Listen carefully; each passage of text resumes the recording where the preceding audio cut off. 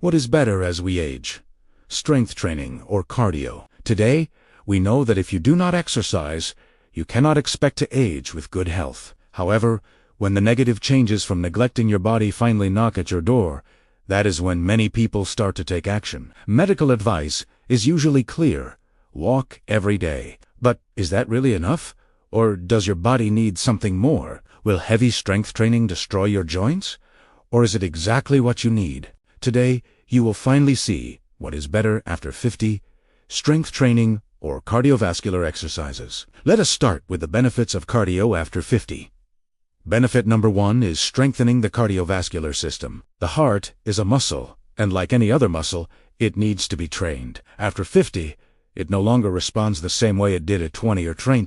Regular cardio, such as brisk walking, cycling, or light jogging, strengthens the heart, improves its ability to pump blood, and reduces the risk of arrhythmia. Studies show that people over 50 who do cardio have up to 30% less chance of suffering serious cardiovascular events. Additionally, aerobic training helps control resting heart rate, making the body more efficient. Even 20 minutes done well already brings enormous benefits. Benefit number 2 is improved circulation and blood pressure control. With aging, arteries tend to lose elasticity, increasing the risk of hypertension. Cardio acts as a flexibility exercise for blood vessels, improving flow and preventing pressure buildup. Research shows average reductions in blood pressure in adults who do moderate cardio regularly. This means less strain on the heart and lower risk of stroke. You do not need marathons. Consistent brisk walking is already extremely effective, and activities like climbing stairs or dancing also count as cardio. Benefit number 3 is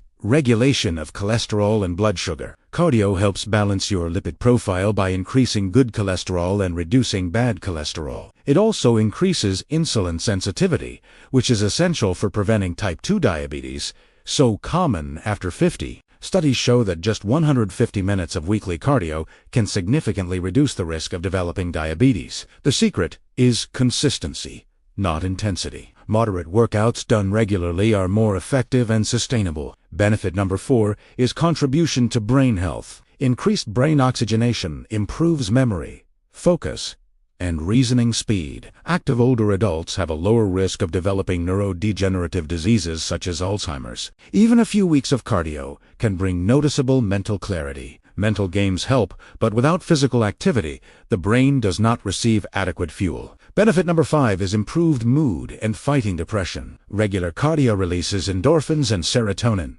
improving feelings of well-being. After 50, when many face loneliness or life transitions, aerobic exercise acts as a natural antidepressant. Cardio also improves sleep quality and stress management. You do not need motivation to start. Even 10 minutes can trigger positive chemical changes. Now, let us look at the benefits of strength training. After 50, benefit number 1 is the positive impact on hormones, such as testosterone and growth hormone. After 50, these hormones naturally decline. Strength training is one of the few natural stimuli that can promote their release, helping maintain energy, libido, and vitality. Progressive overload training increases hormonal response even at older ages. Compound exercises such as squats, bench press, and deadlifts are especially effective. Benefit number 2 is prevention of sarcopenia. Sarcopenia is the progressive loss of muscle mass associated with aging. Without strength training, muscle mass declines every year, reducing mobility and independence. Strength training stimulates muscle growth and preserves fast twitch fibers that are crucial for power and reflexes. Walking alone is not enough to maintain muscle mass. Benefit number 3 is increased or maintained bone density. The risk of osteoporosis increases with age, especially in women after menopause. Strength training applies mechanical load to bones, stimulating bone formation. People over 50 who strength trained regularly have significantly higher bone density. Supplements alone are not enough without mechanical stimulation. Benefit number 4 is improved posture and reduced joint pain. Muscle weakness and poor posture overload joints and increase pain. Strength training strengthens stabilizing muscles, improves alignment, and reduces chronic pain. When done correctly, it protects joints, strengthens ligaments, and improves joint lubrication. Benefit number 5 is improve functional strength for daily activities. Strength training restores the ability to climb stairs, carry groceries, get up from the floor, and play with grandchildren. Functional strength comes from multi-joint movements that directly translate to real-life tasks. Now let us compare cardio and strength training. Regarding longevity, both play complementary roles. Cardio reduces the risk of heart disease, while strength training prevents falls, fractures, and muscle loss. One without the other is incomplete. Longevity depends on keeping both the heart and body functional. In terms of body composition, cardio helps burn fat, but excessive cardio without strength training can lead to muscle loss. Strength training increases lean mass and boosts metabolism. The best approach is combining both to avoid becoming weak and fragile. For quality of life, cardio improves endurance and breathing, while strength training ensures physical autonomy and protection from pain. Together, they improve confidence, posture, and daily comfort. When it comes to energy, cardio improves oxygen delivery and overall vitality, while strength training reduces the effort needed for daily tasks. Balanced training prevents fatigue and supports sustainable energy levels. The real answer after 50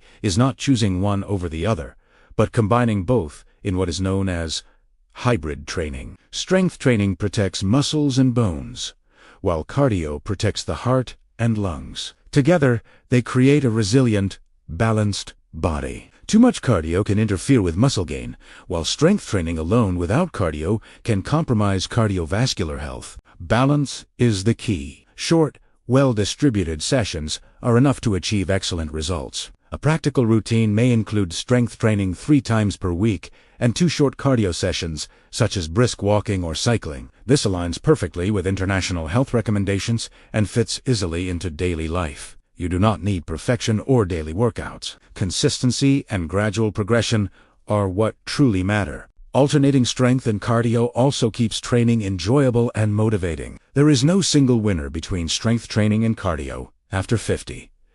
Both are indispensable. The ideal approach is understanding your goals and adjusting priorities accordingly. By combining both, you ensure not only more years of life, but more life in your years. Thank you for watching until the end, and may God bless you, my friend.